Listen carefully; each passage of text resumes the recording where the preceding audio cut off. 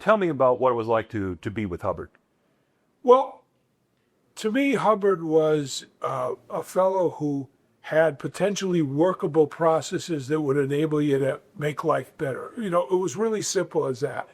He had this article, one-page thing called Personal Integrity. And he said that what's true for you is what you've observed for yourself. And if you lose that, you're going to lose everything.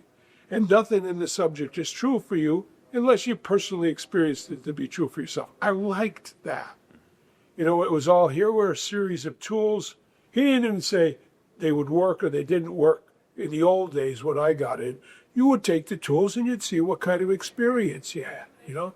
You would take the philosophy and give you a series of processes, he called them processes or drills or exercises, that potentially enabled you to have these experiences. I had these incredible experiences. You know, I was 25 years old, hadn't got a real date in my life, and after one application of this stuff, Hollywood models were asking me for dates. Oh, whoa, this is good stuff, you know. Change your shirt.